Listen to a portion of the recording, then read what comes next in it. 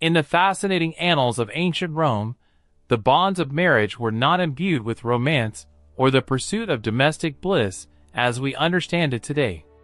Rather, they represented something entirely different, akin to a meticulously crafted contract. How could the Romans have held such distinct views on love compared to our own? In their society, relationships were defined not only by fidelity and mutual obligations, but also by a complex interplay of power, political intrigue, and strategic alliances between influential families. Let us delve into how love, loyalty, and sensual pleasures were inextricably linked within a society whose perceptions of relationships differed dramatically from our own. Here, ambitious power plays, infidelity, and sexual liaison shattered conventional norms, demonstrating a radically different perspective on love and interpersonal connections. In ancient Rome, marriage was not seen as an expression of deep affection, but rather as a carefully planned transaction, a formal agreement between two powerful families. Women, whose roles were far from those of romantic partners, were primarily viewed as instruments for strengthening political alliances, ensuring the continuity of succession, and consolidating power within ruling dynasties. Marriages served political and economic interests above all, relegating the pursuit of personal happiness and emotional intimacy to a secondary concern.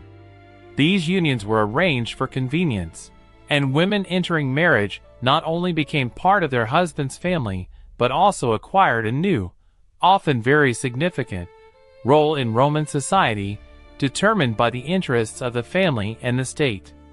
Ancient Rome presented a striking contrast in attitudes towards marital fidelity between men and women. Men were not merely entitled to extramarital affairs. Such behavior was effectively expected of them.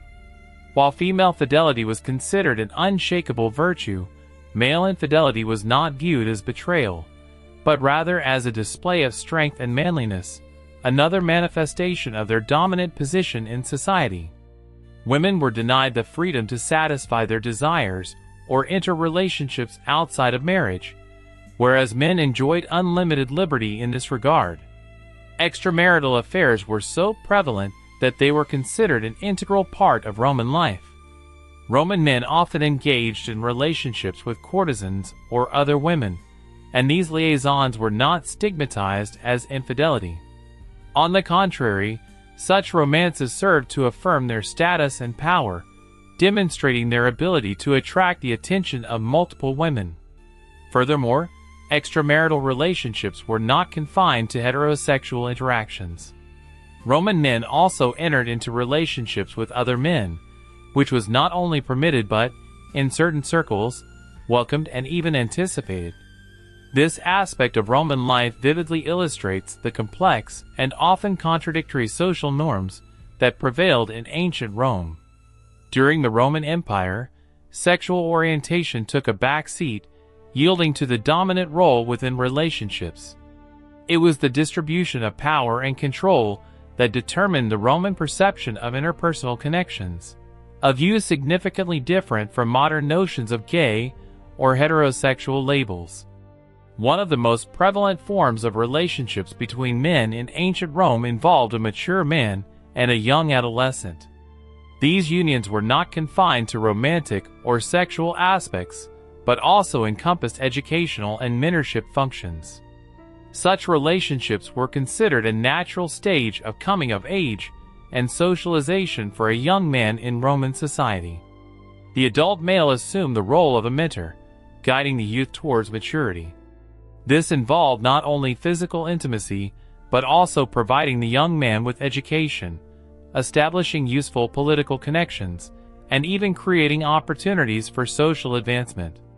The age difference was not considered reprehensible, especially among the wealthy and influential strata of society, where such relationships were an integral part of the process of entering the world of politics and influence. Rather than seeing these connections as something forbidden, Romans attached great importance to them in the education of young citizens, particularly among the elite. Power and passion, intertwined in the destinies of Roman emperors, often gave rise to stories that transcended the ordinary. Possessing unrestricted authority, these rulers did not shy away from unusual connections and indulging in extravagant desires, sometimes shocking society with their antics. Many of them transgressed moral boundaries, pushing their relationships to extremes that in the modern world would elicit universal condemnation. Julius Caesar, whose name became synonymous with the grandeur of Rome, was known not only for his conquests, but also for his homosexual relationships.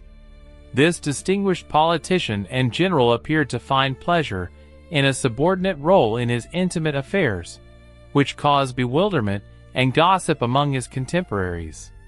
For Romans, such behavior was not merely a deviation from the norm, but a true challenge to the traditional notion of masculinity and strength expected of a leader.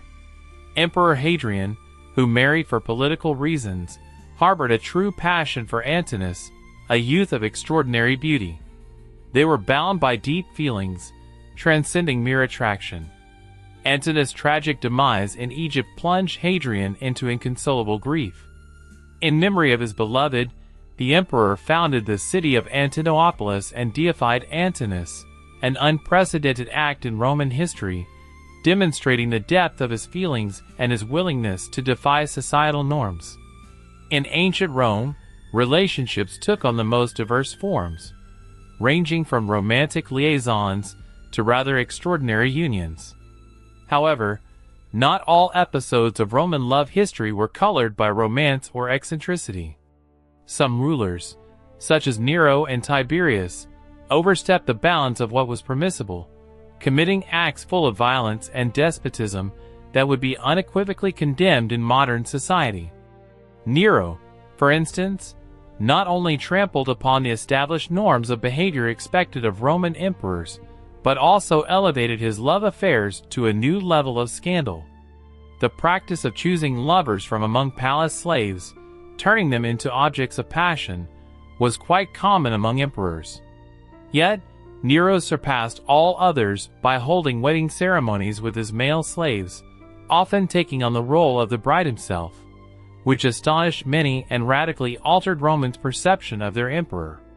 One of Nero's most outrageous acts was his order for the castration of his lover, Sporus, a youth whom he used to play the role of a wife in their relationship. This act, completely incompatible with the social norms of the time, demonstrated the emperor's absolute power over his entourage. Tiberius, whose name is shrouded in darkness in the annals of Roman history, left a sinister trail woven from repression, abuses of power, and the exploitation of young individuals who surrounded him.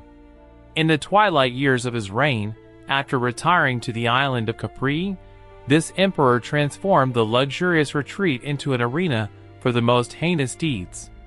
There, he gathered around him a group of young men, formerly listed as servants, but who, by numerous accounts, served to satisfy his base desires. Tales of Tiberius' exploits on Capri are horrifying. And while many of these accounts may be embellished by rumor, even a small fraction of truth paints a picture of monstrous exploitation and violence against the defenseless, made possible by unrestricted power. These stories, though perhaps embellished with legends, demonstrate that the abuse of power in the Roman Empire extended far beyond the political arena, infringing upon the private lives and bodies of the most vulnerable members of society. Tiberius, who went down in history as one of the most debauched Roman emperors, serves as a cautionary example of how absolute power can corrupt even the strongest personality, turning them into an instrument of tyranny and debauchery. The legacy of Roman emperors serves as a perpetual reminder of how all-encompassing power can distort human relationships. While in the modern world, love and partnership are perceived as a union founded on trust and mutual understanding, in ancient Rome, these concepts were inseparable from political intrigue, the struggle for influence, and sophisticated manipulation. Contemplating the customs of ancient Rome, one is compelled to question the nature of love, control, and hierarchy in human society.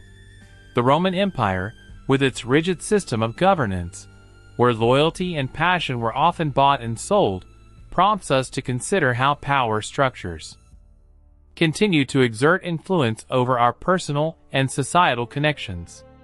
Rome's history, full of contradictions and dramatic events, offers us a valuable lesson. Love and attraction are not merely spontaneous feelings, but complex phenomena shaped by the surrounding system of power. Even today, in the modern world, political influence, strength, and authority continue to exert an unseen impact on our relationships. Perhaps the ancient Romans possessed a more candid and liberated view on this matter than we do.